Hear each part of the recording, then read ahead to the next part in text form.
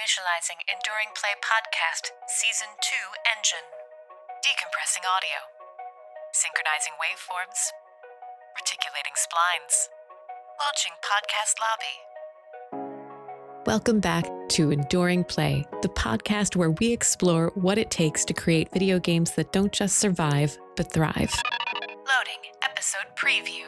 Once a week, especially on these Thursdays and Fridays, I'd be able to tell my dad, like, hey, can I go down to Southwest High School and, can we play tonight? And we'd be sitting there playing at night, and it felt like we were extra privileged that night because it's like nighttime. It's like, there's like fireflies and, I fondest memories. And it was this combination of what would be visually appealing, what would be impactful, what would deliver more kid moments for these characters, what would feel rewarding from a visual feedback standpoint.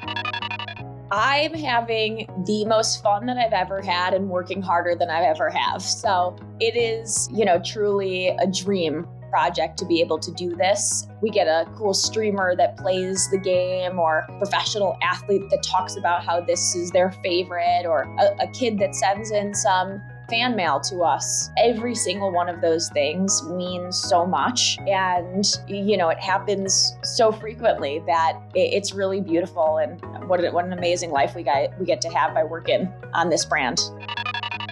I'm your host, Cheryl Platts, video game designer, director, and author of the Game Development Strategy Guide from Rosenfeld Media. Enduring Play Season 2 is about scaling our game development ideas beyond the individual. A common thread through most of our conversations is the collective, through communities of game developers, through game education, through games research, and through the events and systems that support the releases and people making our games. Today we close Season 2 by turning it up to 11. 11 episodes, that is. It was too good an opportunity to pass up speaking with Playground Productions CEO Lindsay Barnett and Megacat Studios CEO James Deighan about their groundbreaking revival of the beloved humongous entertainment franchise Backyard Sports. When second grade teacher Lindsay could not find high-quality video games for her students during the pandemic, she turned CEO, founding Playground Productions and securing the rights to the Backyard Sports franchise. After tracking the rights down with a private investigator, of course. Then she found James, who had been looking for the chance to work on this franchise for his whole life. Together, they're on a mission. There aren't many stories like this one in video gaming, and it is unfolding as we speak. It speaks to the enduring quality of the work from the original humongous game devs, whose credits I will link in the show notes. It speaks to the shifting motivators of play in the market, how education, comfort, and companionship are finally stepping up to the plate in the gaming market. The story also speaks to the power of classic gaming aesthetics, accessible game design that creates inclusive conditions for everyone, transmedia game IP, and a thriving developer-publisher partnership. You'll leave this episode a little more hopeful about the power of community and the lasting power of your game narratives. And you'll meet Pablo, if you haven't yet. He's a secret weapon. Together, these companies reverse engineered the original 6 Backyard Sports titles and released them successfully to a grateful community across platforms, and they're now gearing up to release a current generation version of Backyard Baseball on July 9th, 2026. Let's get into the game. Player 1, Cheryl Platts. Pronouns, she, her. Player 2, Lindsay Barnett. Pronouns, she, her. Player 3, James Deighan. Pronouns, he, him. Podcast level, start. Welcome back to Enduring Play, the podcast where we explore what it takes to make games that don't just survive but thrive. And this is a very special episode. It is our first adventure with multiple guests in the same podcast. You might say that we are exploring the motivator of play of companionship. And why are we doing that? Because we have a very special story today, a story about not just surviving and thriving, but reviving. We have 2 guests here who have taken a franchise that was beloved and revived it for new generations. And I'm so excited for them to bring this story to you. We have Lindsay Barnett, who's the CEO of Playground Productions, and we have James Deighan, who is the CEO of Megacat Studios. Thank you both so much for being here today. Thank you for having us. I typically ask folks to introduce themselves a little bit in their own words, since you are better at telling the important parts of your story. And there's just something about your personal perspective as opposed to like LinkedIn bios. Lindsay, how would you introduce yourself if we had met, say, a few weeks ago at the Game Developers Conference? Sure. So I'm Lindsay Barnett. I'm the CEO of Playground Productions, which is the home of the Backyard Sports franchise. Playground was formed when I was actually a Chicago public school teacher, and I was thinking about how to create better content and thinking about the imagination of kids on a playground. And so the Backyard Sports franchise really represents the type of content that we are really excited to bring to the world and bring back to the world. Thank you so much, Lindsay. And James, how would you introduce yourself if we met on, say, the streets of Pittsburgh? Well, on the streets of Pittsburgh is probably a little more conversational, but I'd say that, I absolutely love making games. I'm the CEO of MegaCat Studios. We have a headquarters here in the city in Pittsburgh, and we have a secondary office in Laguna in the Philippines. So we've been making games for over a decade at MegaCat. I've been in games for 20 years, and, we have a number of global top sellers. We've been honored to have the privilege of working with some amazing gaming franchises the last several years that have even propelled our visibility to new levels that I never expected were possible for a company in a city not known for games or entertainment. Loading. Podcast level 1. Introducing Backyard Sports. My first question is setting the stage for folks, because not everybody who's listening is going to be familiar with the Backyard Sports franchise. So if you were trying to introduce the Backyard Sports franchise to somebody who was not familiar with it, how would you describe it?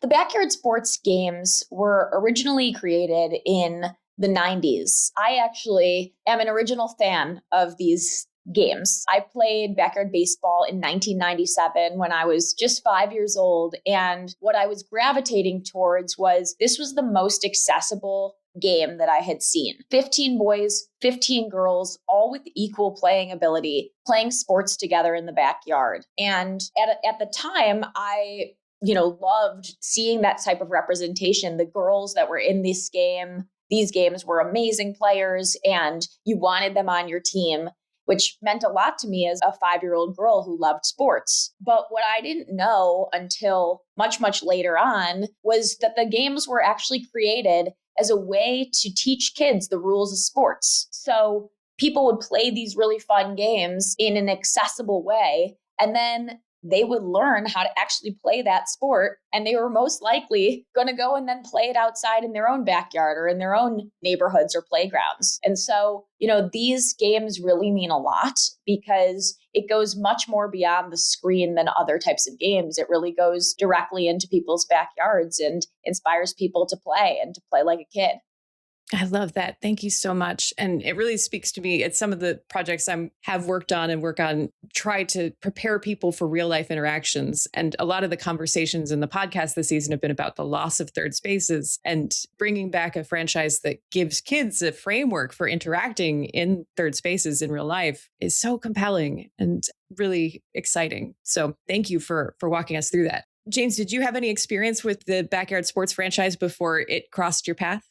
So I guess two things come to mind that I have to mention to someone who's new to the Backyard Sports franchise. And it would be that one of the things that's so amazing that they got right, that's actually kind of magic in our industry, is that they made a game that's fun. And they say the hardest part of making a game is finding the fun, but they did it with such great world building and these punctuated characters that are full of personality in an era that wasn't known for really wild, immersive technology. So it was just such a magical experience that it became so memorable, and it had this unique position with it being an educational title that had the underpinnings that it made its way into family-friendly spaces and schools. And I would sit there in my middle school, basically playing this game every lunchtime rather than recess. And something about me, I love recess, Cheryl. Okay, major recess guy over here. But amazing. It's just like I've had so many fun memories of just going home and drawing characters. And I'm not a very good artist, by the way. And I think that's shared across a lot of people that grew up in this generation, because this game really has an impact. As Lindsay was mentioning, it's the representation and inclusivity, but on the game product side, it does all these things that took the games industry 20, 30 years to start really illuminating with, quality of life features, and how do you bring characters to life? How do you make them resonant? How do you, the artistry of the game design and everything else in it is really just incredible. Loading. Tutorial level. Education in video gaming.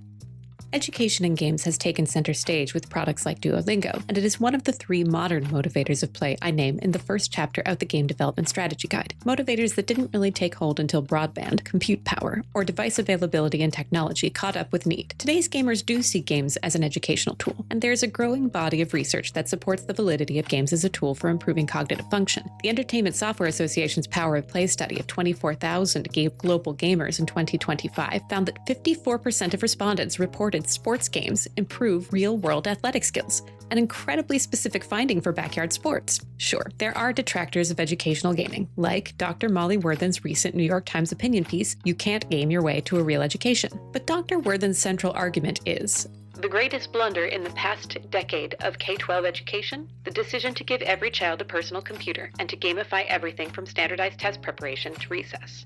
But this sounds like a systemic argument about which games and gaming techniques are applied and how, but the article doesn't address the value of an individual game done right at educating students. In my research, there is a large body of work that supports true and lasting cognitive benefits from gaming, like this finding from Current Opinion in Psychology, October 2019. Cross-sectional studies indicate that action video game players outperform non-players by about 3/4 of a standard deviation across all perceptual skills. Kids these days, building open worlds in Roblox and Minecraft and learning basic computer science principles at times in the process. And here's the thing, kids have always been here for education and games. I had a floppy disk called SumDucks for my Commodore 64 where I was learning math at the age of 4. But think about it. How rare was it that I had that for my parents' PC in that era? The original Backyard Baseball shipped on PC and Mac, and in that era, in the early 90s, those platforms weren't plug and play. A game built for kids still required a lot of parental supervision to get running properly, and it was on your parents' device that they needed to use for work. These days, app stores take care of all the loading, unloading, disk management, search and discovery, and other problems that might have made life an uphill battle for the few quality education games in the late 90s and early aughts. Parents can more easily focus on finding the right match and not the right audio drivers. And devices are everywhere now, so the availability of a game like Backyard Baseball on a parent's phone in a key moment is far more useful than taking over your mom's work PC to play a home run derby. Educational gaming required the technological landscape and market conditions to catch up. Loading. Podcast Level 2. Building a retro games studio. James, can you tell me a little bit more about the team at Megacat Studios and what classic or retro games like Backyard Baseball mean to you? We're a retro gaming company. I think we're one of the world's most interesting retro gaming company because we have original developers on the team that are now in the 60s and 70s that were there whenever these games were brand new. They're kind of like our Greybeard Village Elders. And then we have folks that are fresh graduates from Carnegie Mellon. So we have this kind of diamond-shaped team of really great industry veterans and really great emerging talent that have this shared passion for games. And I think that combination with retro gaming, with opportunities like this, it's a wish list territory. And, part of how this original, we'll say like conversation started was that I have a wish list of these 20 games that our team would just kill to work on and participate in. And I share it with everyone that will listen to it. And we had a mutual acquaintance and colleague that was also talking to Lindsay because she was looking for the right team. And, I'd gone pretty far out of my way to explain how I think, arcade sports is one of the most missing kind of components of our games industry right now, because most sports games are these very almost inaccessible simulations where you need finger karate and massive time commitments. And as a very busy dad who has a huge passion for games, I miss the moments of NBA Jam and Backyard Baseball. And even through grad school, I'd spend 10 to 15 minutes playing NBA Jam before bed because they're just timeless fun, like little escapes of skill checks and co-op. And it's such an amazing opportunity for us to work on a franchise that for some of us we grew up dreaming of. And I just remember that era of games where you'd play a game and it would stick with you so much because you'd get so few games that year. You would spend all your free time doodling Pablo on your notebook or thinking about how I'm going to draft my team. And I've been able to relive that because we've had fans and kids send us like mail to the office with like, well, here's my roster. Tell me the kids are still going to be here. And it's like some of my favorite moments in my entire career. And I've had a really wonderful and exciting games career with some of the franchises we've contributed to. This has been some of the proudest and some of the most exciting we've been able to participate in because of Playground.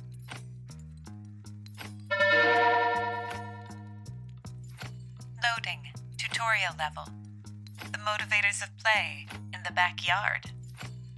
I'm so grateful for these personal and passionate firsthand descriptions of what backyard sports meant to Lindsay and James, because they reflect feelings of a generation of players, and they demonstrate beautifully how the motivators of play that I described in that first chapter of my book, The Game Development Strategy Guide, not only manifest in different people, but change for generations over time. Clearly, backyard sports was ahead of its time in many ways. In these descriptions, backyard baseball seems to play to motivators like education, immersion, and comfort more than the traditional competition and mastery motivators that were so popular in the era of the console wars. We've already talked about education, but as for comfort, James's comments about casual play align with the growing body of players who use games for stress relief. James talks about being a busy dad who just wants to take the edge off with an easy sports game, and he's not alone. I had 2 students in a class of 15 profile the same game in 2025, Score Hero, a casual mobile soccer game. Fandom's Inside Gaming 2024 report, which asked 5,000 players globally why they game, reported that the top self-reported motivator of play was quote-unquote unwinding and stress relief at 54%. Challenge was 33%, and competition even further down at 18%.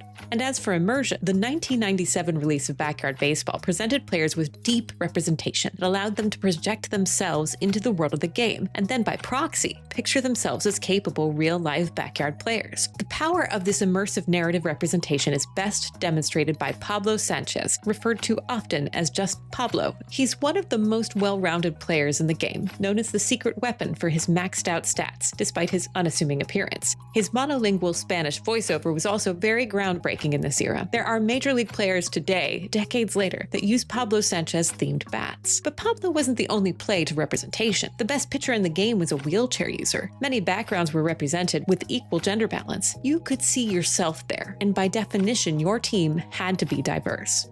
And a simple control scheme designed for kids and families meant that it was a comforting experience for everybody. Loading. Podcast Level 3. Uniting 2 teams with a shared vision. Thank you so much for that comprehensive look at how you two sort of found each other. Lindsay, to complete that story, what was it like kind of finding out that James and James's studio was looking for the same things you were? Yeah, it was actually a very easy decision for us to partner with Megacat and James on the backyard sports titles, because there's a couple of elements to this. The first is this is not a job to anybody on the playground team. Obviously, it's what we do for a living, but we don't look at it like a job. This is our purpose and our legacy and what we want to be doing with our lives. And we really believe that we're working on a project that can change the landscape for children's and family entertainment. And that means that, we have to do things in a certain way that might not be the traditional way, because we're always going to be thinking about our fans first. And that is where James became a really great partner, because he shared that exact same passion and vision for this franchise. It was very much, what can we do to make this a great experience for fans? And how can we bring Backyard back in the most positive way possible? I love the clarity of vision. Loading. Podcast Level 4. Finding the fun in game dev. One of the things that came out when talking to people for my book, and I was asking people whose games were successful, what was the thing that differentiated the teams that were successful? It wasn't a specific skill or a specific discipline. It was fun. It was the teams that managed to have fun, and the unification of your vision, your love for this specific franchise and for giving kids and families a shared experience. That feels like a pathway to having fun making the games. Are you having fun making these games? I'm having the most fun that I've ever had and working harder than I've ever have. So it is, truly a dream project to be able to do this. And every single day, I can't believe what we get to experience. And there's so many things that you could take for granted. And that is not something that our team is doing. If we get a cool streamer that plays the game, or professional athlete that talks about how this is their favorite, or a kid that sends in some fan mail to us, every single one of those things means so much. And, it happens so frequently that it's really beautiful. And what an amazing life we get to have by working on this brand. I think it's an important point to talk about for a second, because you said I'm having so much fun and I've never worked harder. And for folks coming into the industry, that can sometimes be a little bit cognitive dissonance. You think like, oh, it's going to be fun and games. And those two things can coexist. In fact, I don't know if you've noticed this, but the more passionate you are about work, sometimes the more difficult it can be to process because you care about it so much. Is that something you struggle with? Yeah, I think that that's the hardest part about working on the backyard sports franchise and making a brand new backyard baseball game. I mean, the fans love this franchise so much. I love this franchise so much. James loves it so much that there's a lot of pressure to deliver. And we are doing everything we can to make the greatest backyard title with this new backyard baseball game that'll come out this summer. And that's a lot of pressure, but we are up for the task. And I think that's been really fun as well, because we're being able to storytell and work with our favorite characters. So it really is a combination of working super hard to make sure that we can deliver something amazing, and also some pressure to be able to deliver that. Loading. Podcast level 5. Thriving by reviving lost games. Well, let's talk about how you've been thriving under pressure, because when we were getting ready for this podcast, you were sharing some of your success stories, because working up to the upcoming release, you partnered to re-release many of the games that existed before. And correct me if I'm wrong, but that has gone pretty well. It has gone extremely well. Almost 2 years ago, when I was able to acquire the rights to the brand, I did not know that any retro titles would be able to come back. I thought that they were completely gone. And when I met MegaCat, they were able to do something that I thought was impossible, which is CD-ROM hack and reverse engineer and really rebuild the retro titles to make them playable on modern devices. And I thought, hey, we'll release Backyard Baseball 97 for fan service and some people will like it. But I did not expect for it to become the number one game on mobile. It knocked off Minecraft from the top spot. I didn't expect it to become a top release on Steam. The fans just came back in droves, and people started streaming it and playing it, and new fans started joining in on the fun. And so the brand was able to come back in a much bigger way than I ever could have expected from these retro titles and from the love of these types of games. James, can you talk to me about some of the challenges you faced when you were tackling this revival of the beloved franchise to modern platforms? Were there points where you had to make decisions about control schemes or graphical fidelity or art styles that you feel were pivotal in the success of the launch?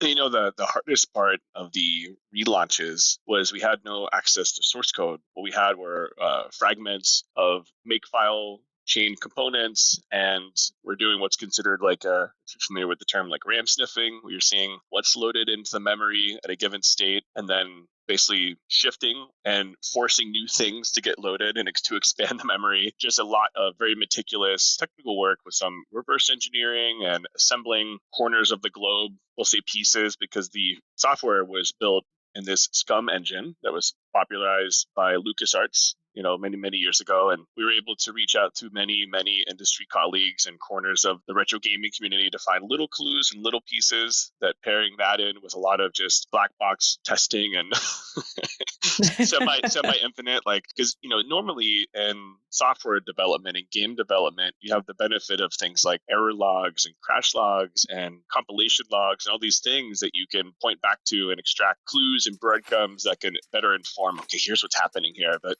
being able to make these games playable on modern devices was one of the hardest things that we've ever done, ever. And if it wasn't truly for our love for the Playground team and the franchise, there is absolutely no way I don't know if we'd even do it again, to be honest, because the number of devices that have unique quirks, if you look at the Android ecosystem, and we have hundreds of phones we'll never touch again at the office, and just graveyard of pain, and it's just the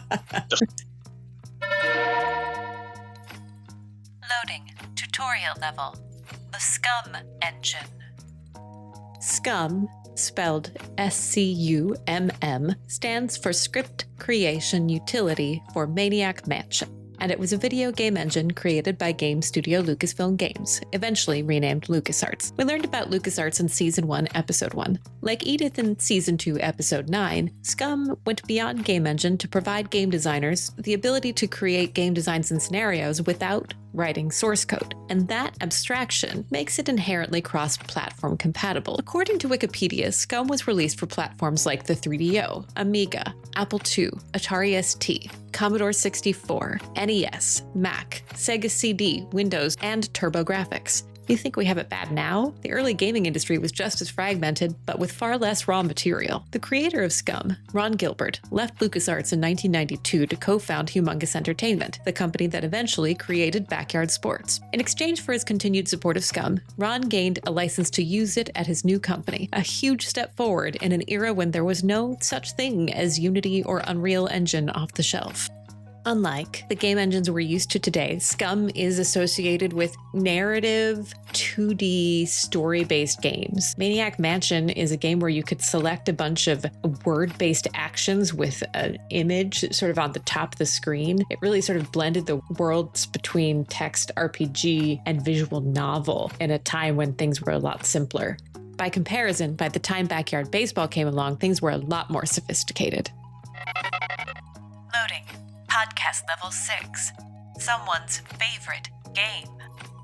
To put things in perspective for listeners, these folks reverse engineered not just Backyard Baseball 97, but Baseball 01, Soccer 98, Basketball 01, Football 99, and Hockey 02. 6 reverse engineered games across platforms between October 2024 and November 2025. Even if you did have the source code, that seems almost impossible. And all 6 of them have reviews on Steam trending very positive. James, what kept you going? Fans needed it. Once the first game had the traction, the excitement, and the enthusiasm it did, something that happens as a game developer, and we have this huge sign on our wall that says the principles of cattiness. And one of the things that we have listed in those principles is that every game we create, every game we work on, we want that to be someone's favorite game. And it was instantaneous that we had people just exploding with enthusiasm showing up for this title. So we had to finish what we started. And, so much of, I think, the adrenaline came from, well, this should be impossible when we talked to other colleagues or industry veterans. And that was almost part of the fuel of for John and Luke and Lawrence and all the team members leading the charge thinking, well, if I retire, this is something I'll look back on and I'll remember this as a major contribution to the games industry. And it sounds kind of silly, Cheryl, but it's really, truly the type of conversations we had to push through these many 15, 18-hour days for a few months for work that we thought was going to be a lot more digestible because the test case to make it run on PC, very reasonable, very digestible. Everything else after just started to become a monolithic effort of oh, look, there's 17,000 different Android devices that have unique hardware profiles and input fragments and memory allocations. So it was, I kept thinking to myself, this is the hardest way to be introduced to the games industry for Playground. Part of us being a good partner is supposed to be being this it carpet, here's what to expect. And this was we were going through military training and going to war with a one-day boot camp. And it was just, it was a lot of trust that they gave us, a lot of trust the fans gave us. And something about the Backyard fans, it's so amazing is that they're this happy, just genuinely so enthusiastic and such a personal attachment to the franchise that they're the most patient, happiest fans I've ever seen. It's unlike anything I've been part of. And we've worked with some global franchises that have massive cult followings and super fandoms and people that just have tattoos and memorabilia and rooms dedicated to merchandise. And we see that same fandom in Backyard Sports now, but it's almost like the franchise previously had never maybe made it to that same kind of cultural zeitgeist, but we see it happening now. And it's many, many people's favorite game. And they just almost forgot that they loved it as much. And it's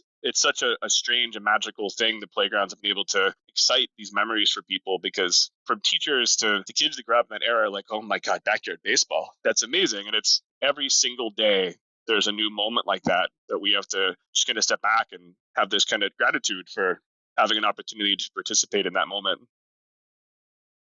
Well, it turns out it wasn't silly for you to talk about this being your legacy, because having that commitment and getting this out to so many people helped you build this community of fervent fans. And so it's being bold enough to dream of that success gives you the space to walk into it, which is amazing. But thank you for being so candid about how hard the journey was, because that is such a unique journey. It also sheds light on how hard it can be to be an independent developer. Like, you sign a deal, you set terms, and then something gets much more complicated than you realize. And it speaks to your maturity as an independent developer, that y'all were able to sort of transcend, like, oh, wow, this is way more complicated than we thought it was going to be. But you used your team's values and rallied the team to get past this incredible complexity. I hope people really kind of like sit with that story if they've encountered difficult moments in the future, because gaming is full of those complex moments. And sometimes it's the vision that gets us through. Podcast level paused. Begin host commentary.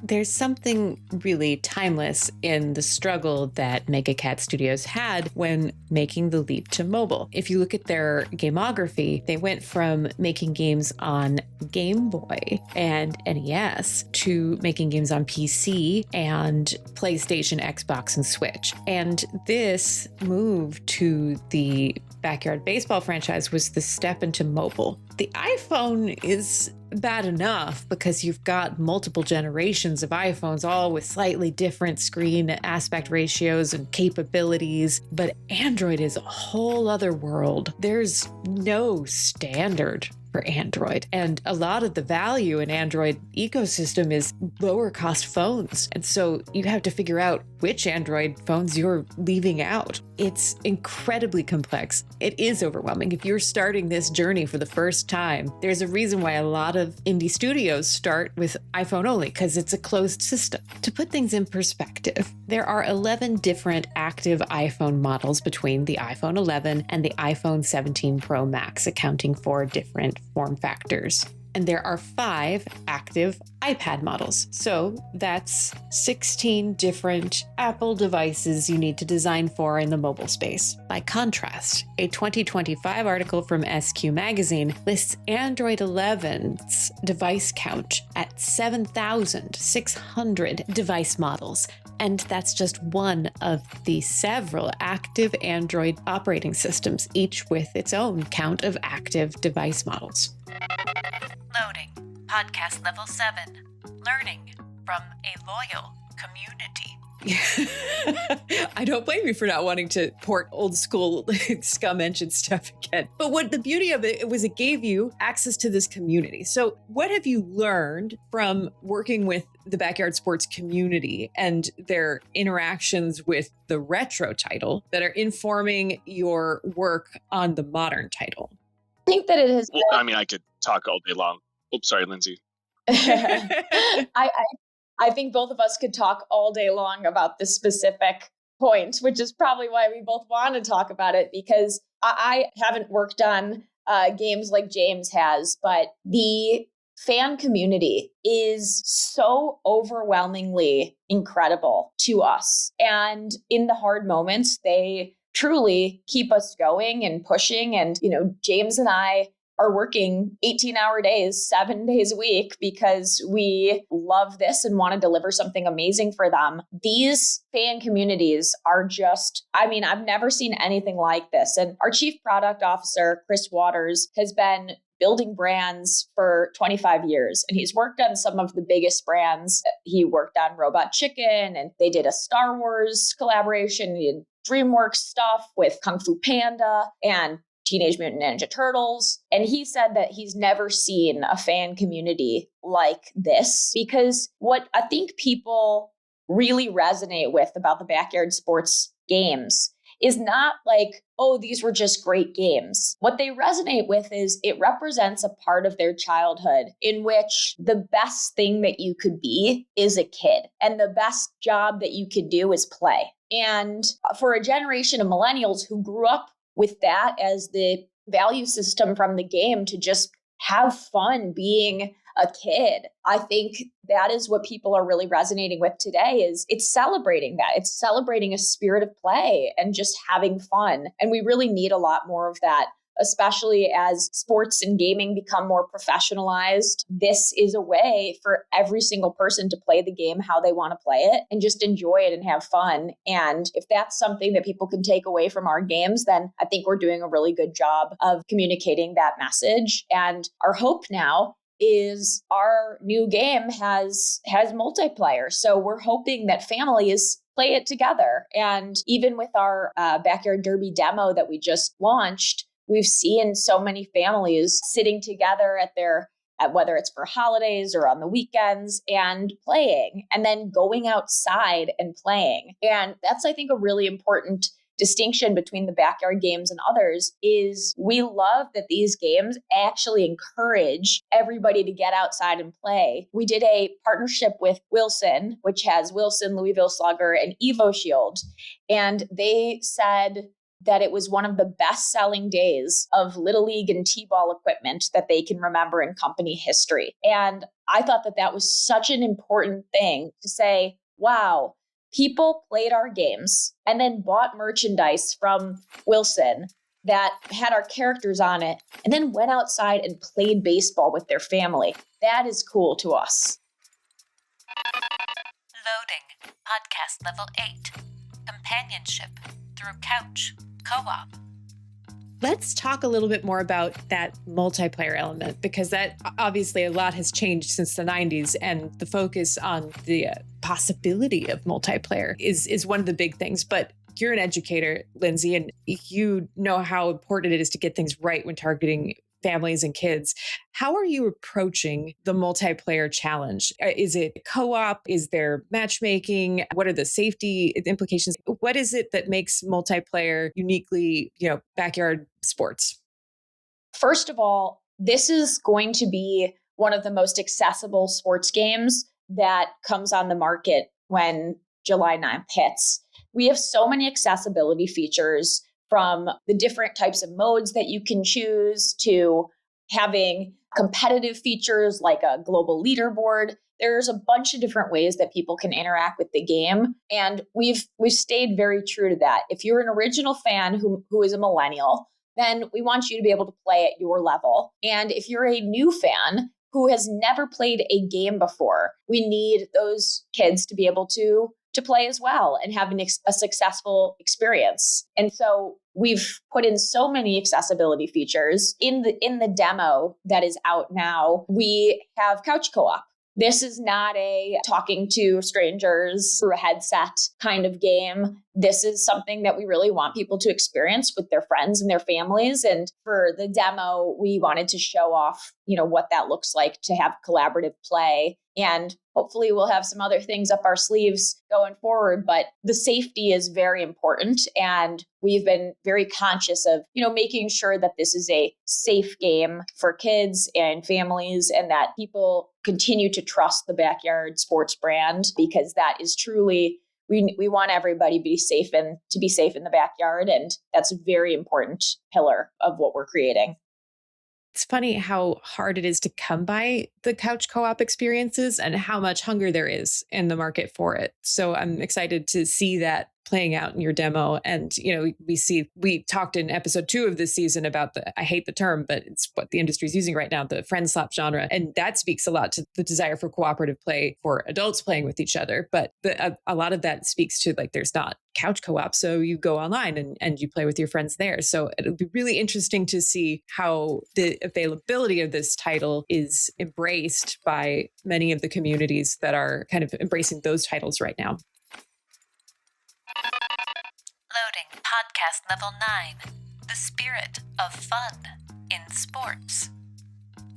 When you said embracing the spirit of fun in sports games, could you give a concrete example of how this title sort of encapsulates that spirit of fun in a way that other existing titles might not?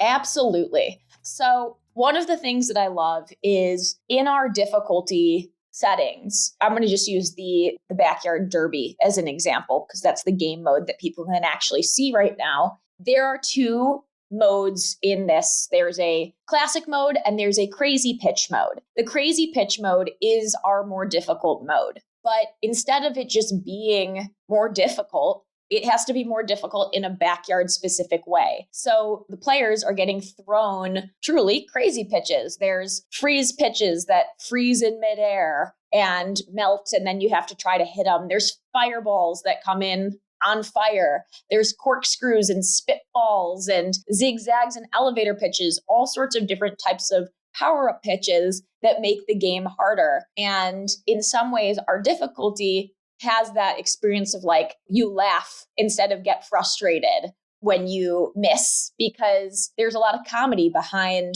what makes the game difficult. There's nothing like a grown-up trying to hit a fireball and swinging and missing because a kid threw it in the game and you missed. And then accessibility of just like, this has a point and click element to the game. So if you're, anybody can have success. And we've been testing and we've heard so many anecdotal experiences of kids having their first home run that they've ever had. And, it brings a level of joy to a family because a kid can have success in this game. Thank you. Those are great examples. And I love it because the humor and the specific choices that push the game out of reality and into fantasy are helping the game be good at what games are. And it's like, why don't you just go play outside? Well, because it's more than outside. And it creates this sense of humor that like makes it easy to be learning these rules or learning these things. And it creates that motivator of play of comfort. It creates that motivator of play of immersion and prepares people all the while to learn the rules in case they want to go out into the real world. So that's some magic right there. I like that. Podcast Level 10, Centering Accessibility for Every Fan. James, I noticed that the Steam page for Backyard Baseball mentions accessibility features fairly prominently. Can you talk more about the role these features play in your design? Lindsay talked a little bit about the accessibility features. And sometimes when you say accessibility, people start thinking more about colorblind mode and, allowing unique audiences and differently abled players to participate. That's actually like a tip of the iceberg. I think really well done and thoughtful, accessible design is actually just making the game a better quality experience for each player to play and experience the game their own way, using the inputs and the style of, we'll say, like engagement and difficulty they want. So when I think about accessibility, it's, remappable inputs are not just for different players. It's actually, everyone has a preferred input scheme. And when you think about things like high contrast modes and, cognitive and auditory and visual accessibility features, these are actually just people tuning the game to what makes it more likely to be their favorite experience and more immersive and more, more just satisfying, for what they want from a video game. So I just think there's so many things to love about this franchise that already fit those pillars. I think some products are easier than others to kind of check these boxes and find ways to really bring out the best of how to make it more approachable. And the point about accessibility, that it's for everybody, is so important for everyone to hear. Because I've seen many studios that don't lead with accessibility when it's easy to build into the engine, struggle later when they're wondering why they aren't growing or why retention's dropping. And finding out later that like, oh, well, my wife can't play the game because it gives her migraines. Or, oh, my kids can't play it because they can't figure out the control scheme because they didn't grow up with consoles. The accessibility isn't about a specific disability. It's about opening your audience to as many people as possible. And isn't that why we all got into games in the first place? My experience in, many ways, when I was a teacher, I taught the special ed inclusion class. And so a lot of what I had to do as a teacher was differentiate my classroom for a bunch of different types of students who learn differently and figuring out what was going to get them to learn this material in the same way. And I've applied a lot of that to how we're developing this game. And, in some ways, thinking about accessibility as a classroom teacher, sometimes the methods that we use for one student actually work really well for another student, and they might not have known that. So when you look at gaming, there are parts of this game might have been created for a specific reason, but work really well for everyone. Certainly the swing spot is a great example of this. We have where you can play with a swing spot and without a swing spot. And we have a ton of fans who just enjoy playing with it because they have more success and they want to be able to be successful in a game and they don't want the additional challenge without it. So something as simple as that, we're thinking about a lot of those different elements. And, I think that people are going to definitely get to see that when they play the game. Loading tutorial level, the spectrum of gaming graphics.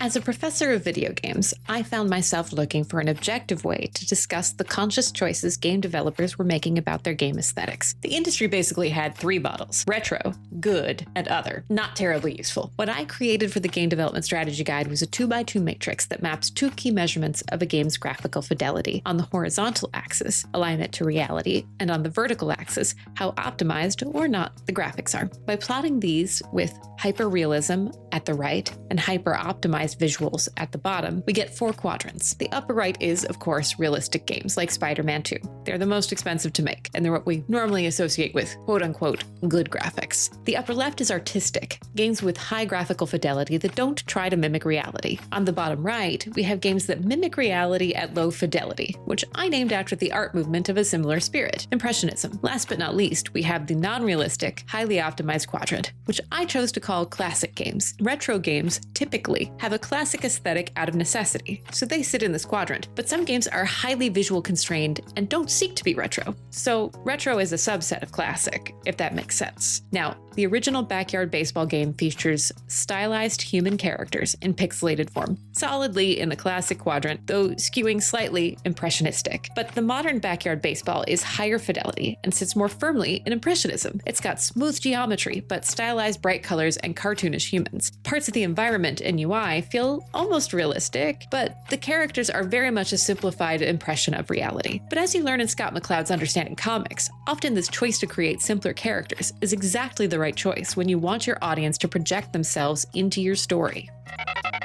Loading podcast level 11. From retro art to classic games.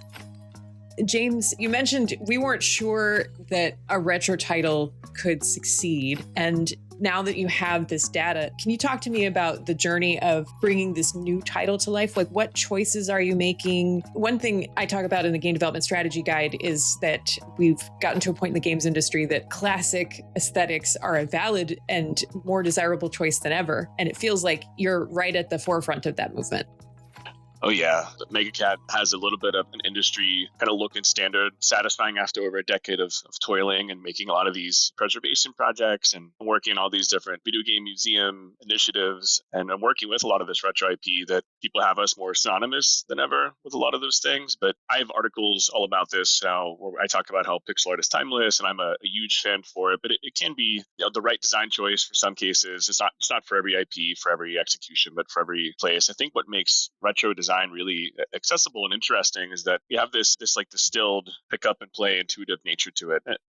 When you think about the term retro gaming, sometimes people think niche, but I think so much of what I consider retro is like there's this timeless quality to it. Like if you would play Super Mario World today, or as we saw with Backyard Baseball 97, you could be a brand new fan who's never played it before and still be entranced and immersed and lose 2 hours because you're having a ton of fun. Thank you for that. It speaks to me so deeply as a disabled senior leader in gaming that you lead with the accessibility options, because it can be so hard to make that case, even for modern games. When I was creating the spectrum of gaming graphics in the Game Development Strategy Guide, the quadrant that speaks to pixel graphics, I actually chose not to use the word retro because I didn't want to box it into, because as you say, like some people like have the closed mindset. And so it's like, you know what, it's just timeless, like the classic. That aesthetic speaks to all generations, not just the generations that got to see it first. And I'm glad that you're studying that art from the beginning and then bringing it forward for new generations. And you're right, not every IP makes sense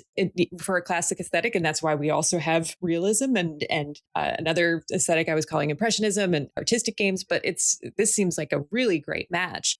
And I think that timeless retro is the difference of really thoughtful, accessible, fun design that is really what makes these products timeless. So it's just a matter of what we're calling retro. And we have an internal term, we call it retro in a bad way. So there are cases where you'll end up in an outdated, like there was this era in the 90s, particularly in a lot of point and click games, where all the user interface was this wide open canvas with every option shown at once. And it was almost like part of the game was trying to figure out how to get through the game. It's like, we often joke internally and call them inaccessibility features, but it is interesting to watch how all these things have evolved and all these trends have become more and more like centered around user experience and immersion and all these other things you can do to support that with focus groups and telemetry. And, at the core of it, it's really just, can the player understand it and have the feedback to find the fun. And all these other tools and pipelines and ideas and strategies just help validate that to make sure that we're delivering all the things that each fan is going to want to have the most fun. Loading podcast level 12 for the love of the game. I guess I just wanted to add that one of the things that's been so satisfying when working with this, because we work with a lot of different brand stakeholders and IP managers, is that the Playground production team is this like group of like superheroes that just love the franchise. So when you're coming up against these really hard to communicate, almost like industry specific, like I think about during our pre-production phase, we had sent Lindsay this many hundreds of line item feature set that broke down concepts for accessibility features and sub features. And I said, oh, this takes like, 1 to 2 months to go through, and let's meet and discuss each one and see where you think these fit within brand vision and roadmap. And it was like from day zero, there was this desire for fan service, which is like our number one thing. And then number two is like obvious that without having been indoctrinated to all the accessibility and launching titles and games product design, that Lindsay and Chris and the team were just like so enthusiastic about making the game approachable, making a quality experience. And it's sometimes the case when you're working with, IP licensors or brand managers or brand teams, that it's almost like you're in this perpetual arm wrestling match of like healthy friction of how do you make the great game uphill against, limitations. And the easy thing to do is just like let one voice be heard. But that doesn't make the great game. That's not how teams, most effectively collaborate, right? So it's been a really wonderful experience, because sometimes that ends up being like the major handicap of why games are missing out on these features and why they're not as, maybe customizable and approachable to as many players. And it was the opposite experience at Playground. They turned over this like 6-week assignment just a couple days. As we were on a working session, I thought this is either like magic, or I should be very concerned because I've met another version of me somewhere in a different state. Maybe I'm a foster child. I don't know. We distantly related. I think all the time about how like strange some of these experiences have been with, but in a very positive way, because I love games, and when we make them, we just live in them. We always joke that we're like method developers. You can see a lot of us. There's like baseball stuff everywhere at the office now, but it's just like it's been such a genuinely wonderful experience doing this with people that actually feel like partners, because these things are so much harder to push uphill, even with industry veterans, because there is like this there's a real cost in time and money and product positioning and education that some people just aren't open to. And sometimes it's a little bit of like, this is the way we've always done it, or here's, let's not push this, or, here's the safer path. But the Playground's really been just wonderful to work with, because they want to make this great fan accessible game. Podcast level paused. Begin host commentary. This is about as optimal a relationship between publisher and developer as you're going to see in game development. But what do those two roles mean, and who's who? The developer is the company who's actually building the game itself. They are the ones writing code, crafting the art, working out the designs, and weaving the narrative. However, these things are often done to a set of requirements, specifications, or brand guidelines specified by a statement of work from a publisher. Publishers are companies that specialize in the distribution of media. This can mean getting data to app stores, gaming platforms, manufacturers, and the like. Publishers are often setting quality standards and shepherding the builds through final approvals, and publishers often help a game go from its primary language to global scale through localization effort. Publishers also tend to handle matters like IP licensing, ratings board approvals, community management, and marketing. Basically, publishers surround the game and define what games get made. Developer defines how the game gets made and does the work. Sometimes a company is both developer and publisher, like Epic Games. In this relationship, Lindsay's Playground Productions is the publisher that holds the intellectual property rights to the Backyard Sports franchise, and Playground Productions hired James's Mega Cat Studios to be the third-party developer partner that helped them bring that IP license back to life. In Chapter 3 of the Game Development Strategy Guide, Putting the Dev in Game Development, we talk more about these company roles and how they play out in the industry, as well as many of the different roles that people play in the game development process. Loading. Podcast level 13. Authenticity as audition. I love the working relationship between your two companies. If people came to this conversation without context, they might almost assume that the two of you are in the same company. Do you have any advice for people who are navigating a cross-company relationship, publisher and developer, or co-developer to developer, to reach this kind of shared understanding? Are there different types of kickoff workshops or documentation that help you navigate what is still a very difficult process? Yeah.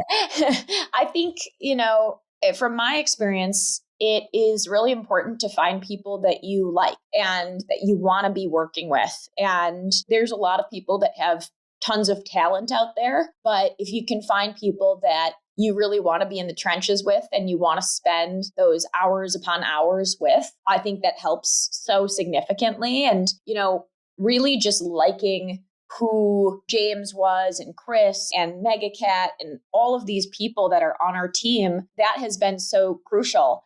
And I remember part of the first time I met James in person was not about what his vision was for Backyard or what my vision was. We talked about our shared love of collecting. And he asked if I wanted to see his game collection. And I've been collecting since I was 3 years old. I have over 1,000 Snoopy action figures, and I have baseball cards and all sorts of things that I care about collecting. And he brought me and Chris, our chief product officer, to his room which is like a giant collection. And he had so many retro video games and all of these different consoles and the first baseball game that was ever made. And I got to see what I needed to know about James, which is that his love for this goes way beyond just a work project. This is a true passion, because what other kind of person is going to have a full collection of retro games and every baseball game ever created on every type of system? Like, that's someone who really loves this and can represent a part of the community that is going to make this a really strong game. That authenticity is a really interesting and important message. It's funny because there have been times in my career where my collections and my love of gaming was, people were like, oh, it's a little cringe, or oh, that's a little much at places, but it has led me to places I never thought I'd get to. And it helped you to connect. And, the more crowded the industry gets, the more competitive it gets. It feels like it's just like, live your authenticity. It'll get you to the right people. Will you two be working together on future titles? That's the hope. If James will have us. Okay. We love working with Megacat. So of course we want to keep working with them for many years to come. Part of this relationship with Megacat has been from the very first title, Backyard 97. This will be our 7th title that we'll release together. We did 6 retro games: baseball, football, basketball, soccer, hockey, MLB baseball, and a brand new Backyard baseball game. This is a long-term partnership and relationship, and we love working with Megacat so much. And so our focus is getting this game out in a big way and having tons and tons of fans buy it so that we can keep making more and more games. Podcast level 14. We're like business married. James, does that resonate with you? So I have these conversations with a lot of our team members or new hires that culture fits are important for us, both internally and with partnerships. And almost exactly as Lindsay described it, I always remind my team the number one most important indicator of job satisfaction is liking the people you work with. And when you make a game, you're like business married. Where I for sure spend more time with Chris Waters than I do with my wife. That's not a lie. And my 6-year-old, but and Chris spends more time with my 6-year-old sometimes, because he's always on the calls in the background. But there's a true level of shared cultural values. It has to work if you're going to love the product together and you're going to make the games together. And so much of our company culture has to mesh with the others. So we actually have part of our internal greenlight process as we've grown Megacat is we do a 1 to 10 team enthusiasm, but then a 1 to 10, do we think they want to work with us? Do we think that there's a reciprocated energy and interest, or are we just chasing a dream? Do we think there's a good fit here? And that's actually made it a lot easier for us to make slightly more informed, more logical decisions when we're looking at opportunities, which, thankfully we're able to assess and choose a lot of our opportunities these days. But that's made our games so much better. If you look at our top performing games, they're because we have teams that we're lucky enough to have worked with that have the same goals and values and passions. And that's I think it's represented in the quality of the games we make together. Thank you. You summed it up really nicely at the end there, the goals and values and passions being shared, and that leading to the games that have the greatest success. And I love your example of the 1 to 10 scale for reciprocal energy. Just reading the vibes. It's important. And that's, that was one of my questions, which you've basically answered, was like, how have you helped lead your studio successfully for years? Because it is difficult out there. Podcast level 15. Space for psychological safety. One question I had specifically kind of inspired by your LinkedIn posts was, James, you talked about creating the sense of feeling safe enough to say something, that reporting mistakes more often can create better outcomes. How are you building that sense of safety so that you can build the best backyard sports game possible? There's so many layers to that, but we have, something I've experienced with some of our massive IP licensing partners is there's really hard firewalls between marketing and production and product, and they're like purposely insulated from one another because they don't want one to influence the other without going through the proper chains of custody. And I think it reduces velocity and increases risk in different ways from a product and fan standpoint, because they're not making the game their front room activity. They're making these processes, like these protective P&L measures. And I think that having the forum where people can, at each phase, these things have to be defined and qualified, of course, because you can't just perpetually iterate on everything. But having a forum where we have inbound information that we can have, biometrics and player feedback and sentiment on different disciplines within the team. So the animation team versus the gameplay team versus user interface, plus different types of focus groups across each of these kind of targeted psychographic demographics of players that we think are most likely to just love and embrace and play the game, and making sure all those points of feedback are able to be shared and able to come into the hive mind of the people making decisions and swinging the gavel. It just makes them more informed. And the Playground team is so agile. There's not dozens of them too, which makes it a little bit easier. But they're able. One thing that is for sure a massive strength of Lindsay is she will make a gavel swing. She does not wait and sit whenever she has the information, and that is so important in games production, because you end up otherwise kind of spinning your wheels and I think leaving a lot of fan service on the table. I don't want to spoil any of the exciting decisions we've made, but I think about some of the things that our team has been able to contribute and some of the things Playground's been able to contribute, and how we've been able to kind of even see through and anticipate. We think a lot of fan nice to haves. Like, I remember when we came up with the first concept of these night games, and you see that in the Backyard Derby demo, and how fans are over and over and over just talking about how much they love like the ambience and the atmosphere and the fireworks and all these kind of components. And there's a very thoughtful product design decision there, because fans love the kids. We wanted to get more kid screen space. We talked about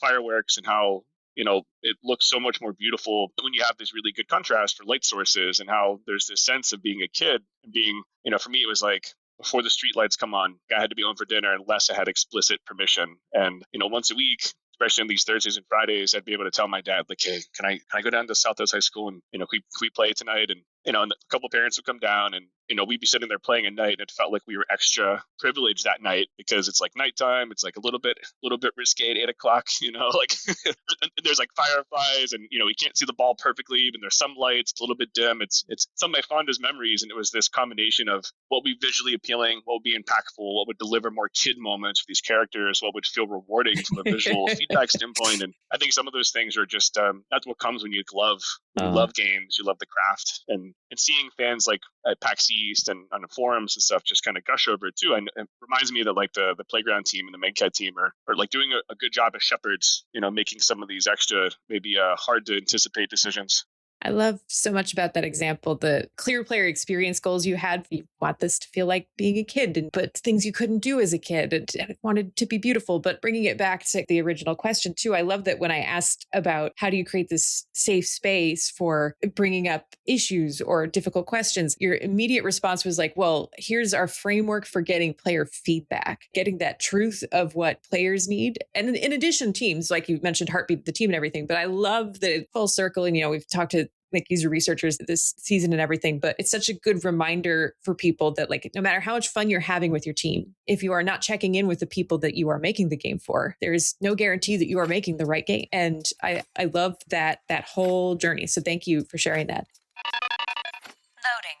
Podcast level 16. Modern without microtransactions.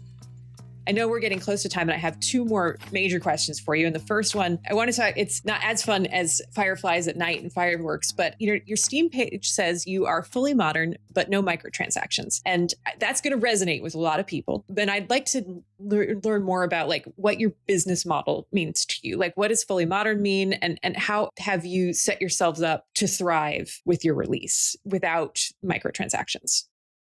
We really wanted this to be a game going back to the safety and trust that we have from the original fans and from parents. We want this to be a game where on July 9th, when people purchase Backyard Baseball, everything that is a part of that purchase is going to be what you need in order to win the game. You don't have to have our greatest characters that are hidden behind a lockbox or parts of the game that in order to win, you're going to have to buy them. The game that you get at launch is the game that you're going to be able to win with. And that's really important to the experience is, showing the consumer that that's all they need and that we're not going to try to take advantage of them or cheat the experience in any way where you could just buy 9 of the greatest character and put 9 of those characters on your team. Part of the backyard fun is that there's all different types of personalities and characters coming together to make a fun baseball team. And sometimes, that could be, you might not get the character that you want. And that's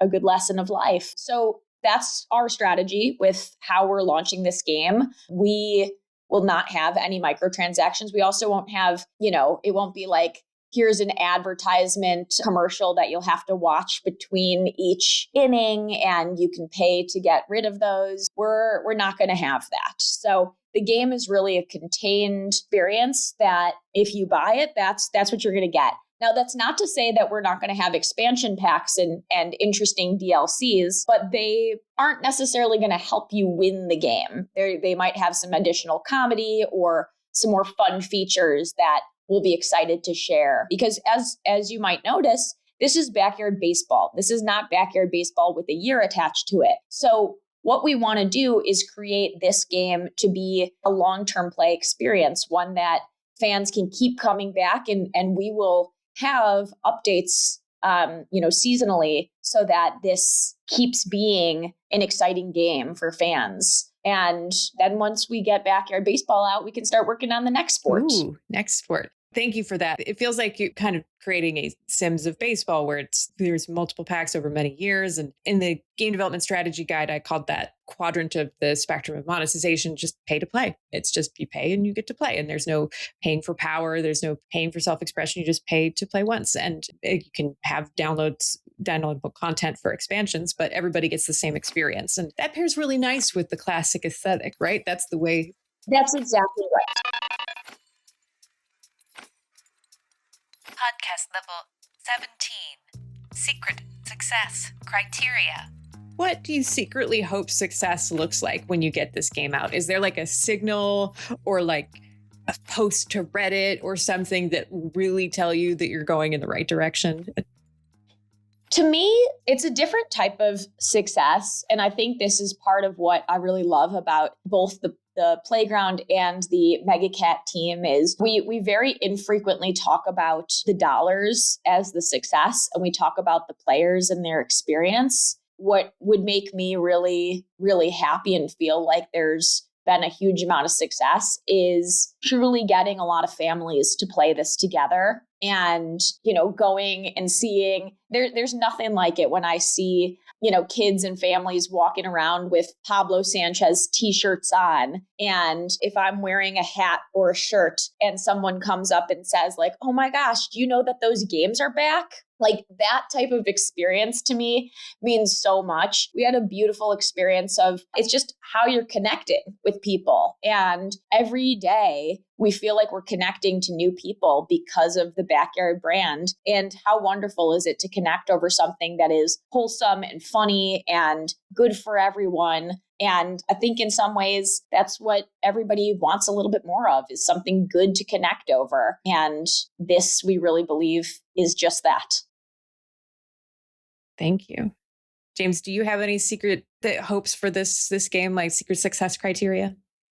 We want every game that we create to be someone's truly favorite game. And I think this has all the signals pointing that we're doing a lot of the right things. And there's such a magical component to the brand that whether you're brand new to meeting Pablo or you've been a super fan since 97, I think there's a really interesting, hard to predict magic that's part of the franchise that we're doing our best to shepherd for all the people that are going to hopefully pick up and play, that are now checking out the Backyard Derby on Steam and showing up at trade shows. So really excited to see what this next couple months looks like as people keep exploring and showing up. It's a lot of fun to watch people come to the backyard for the first time, just as much as people returning to the backyard. Loading. Final boss level. Building a transmedia sports universe. Now, for our last question of the podcast, often it's the boss level, right? And y'all have broken out of the video games into transmedia, which is a big transition. And I wanted to talk to you about that for a second. You mentioned that you've broken into the animation space. How is that influencing your work? I think it's very core to what we wanted to do. I actually studied film and animation as an undergrad and got my master's in teaching, but did all my research on digital media and wanting to get great programming out to children and families. So it's been a, long-term journey for me and something that I've been thinking about for 29 years of wanting to see these characters in animation. And I think a very important part of the Backyard brand is actually reflecting on other brands that have done it really well. And one of the things that I think about is Pokemon. When Pokemon came out, there were basically 3 different ways that you could interact with Pokemon. You could play the video game, you could watch the TV show, or you could collect the cards. And we wanted to ensure that we had those types of experiences with the Backyard brand as we relaunch. And so people can play the game or our games. We now have 7 games out. They can watch our animation, or they can go and pick up a baseball bat and a glove that we make and actually go and feel like they're playing backyard baseball in their own backyard. And I think having different touch points for fans bring people into it in very different ways. We've seen hardcore gamers who come to this. We see baseball kids who just love sports wanting to engage with it. We see animation fans and families that aren't gamers at all. So all sorts of different people are coming to the brand in different ways. And I think that's very important for the success and longevity of backyard sports. Thank you. And of course, anytime Pokemon comes up, I need to mention that this podcast is not sponsored or endorsed by my current employer, the Pokemon Company International. Is there anything unique about the existence of the animation that's influenced the development cycle for you, James? Well, so much of what we're exploring is like world building, and there's this additional extension of fan sentiment feedback and fan requests that can sometimes inspire some of these bigger brand decisions that I think Playground's able to take in real time. And we talked about different voices feeling like they can help co-inform what fans want, what players want, and what can make something great. I feel like there's so much value when you're bringing a franchise into new mediums and expanding it to doing that in unison. Now, it's a lot of the same writer rooms and these kind of character development discussions. I think, there's so much crossover between an animated special and a video game in that way when you're doing a lot of that world building. Loading. Final podcast level. Links and follow-up. Thank you so much for this conversation. I've had so much fun talking to you, learning more about the brand, and just getting a deep appreciation for how much passion you bring to this project and helping it not just survive or thrive, but reviving it. Lindsay, how can people follow your work if they want to experience this? So you can follow us at Backyard Sports Official on Instagram, Backyard Sports on YouTube, or on Twitter, TikTok, Twitch. We have live streams every Thursday. And you can follow me directly at Backyard Lindsay. And James, how about you? How can people learn more about your studio and all of your retro gaming goodness, or follow you and your career? So we are Mega Cat Studios on all platforms. Awesome. Well, thank you both. I am so excited to see how this evolves and see how your launch lands. And I'm sure many listeners will be as well. And I'm wishing you all the best. Thank you for continuing to build pro-social experiences that bring families together. The Backyard Sports demo is available now on Steam, and the full game comes out on July 9th, 2026. Loading. Season 2 recap. As we wrap up Season 2 of Enduring Play, let's reflect on how it all fits together. We heard from community organizers who bring us together and create events that galvanize both gamers and game devs alike, like Women in Games International CEO Joni Kraut in Episode 1, events professional and Latinx in Gaming co-founder Christina Amaya in Episode 4, and Seattle Indies Executive Director Tim Cullings in Episode 5. In addition to being community organizers, all three of these share inspiring stories of getting started and resilience in the face of industry uncertainty. We turned that organizational focus inward on our own studios in Episode 6 when Fusebox Games Director of People Amy White helped us understand how a proactive people policy has helped them nearly eliminate voluntary departures during her 3 years at the studio. We spoke with researchers who help us better understand how players actually play our games. Narrative designer and games researcher Adana Ned in Episode 2, who introduced us to emergent concepts like friend slop and generational gaming, and how to be a games researcher authored Steve Bromley in Episode 3, who gave us easy-to-understand frameworks for applying playtesting to any game development process. We got technical in the back half of the season. In Episode 7, we first heard about the craft of technical design from Joe Kronk, who walked us through both their early career at Crystal Dynamics and their fascinating take on game dev curriculum as an assistant professor for DigiPen Institute of Technology. In Episode 8, we went even further into technical design and education by hearing from Melanated Game Kitchen creative director Timothy Staten Davis about his unique specialty, cultural technical design, and how it helps his teams craft uniquely authentic interactive stories, and how that skill set intersects with concepts like localization and culturalization. In Episode 9, we learned about object engineering on The Sims and how those concepts inspired a career shift to production on Elder Scrolls Online with Corey Jung, who bridges the gap between art and engineering and helps teams be better together at scale with better tools and process like Jira. And in Episode 10, we explored the human side of gaming, from accessibility to how the motivators of play show up for orphaned children of combat veterans, while talking with program manager and head of gaming partnerships and brand for Gold Star Gamers, Desiree Rincon. Our conversation also introduced the Always Supporting Games community, and is a fitting metaphor for the season that wrapped with today's expansive episode about the Backyard Sports franchise that shows how a once lost brand can be revived into a thriving new era. Player needs are changing, and so are our own needs as game developers. We must lead with curiosity and find community for our players and for ourselves. Continue exploring the craft of game development with my book that inspired this podcast, The Game Development Strategy Guide.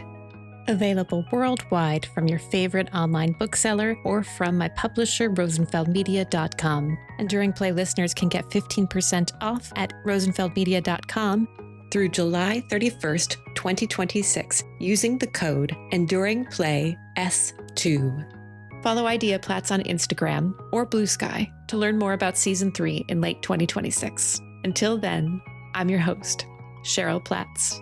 Keep thriving. Initiating final credits sequence. Podcast. Enduring Play. Created and produced by Cheryl Platts. Copyright IdeaPlats, LLC. All rights reserved. Explore the podcast at enduringplay.com. Podcast theme composed by Cheryl Platts. To learn more about Cheryl's books, visit rosenfeldmedia.com. Follow IdeaPlats on Instagram, YouTube, or Blue Sky, IDEAPLATZ. To learn more about IdeaPlats, the design education consultancy, visit ideaplats.com. Thank you to David Demma for episode quality assurance. For book and podcast merch, go to ideaplats.dashery.com.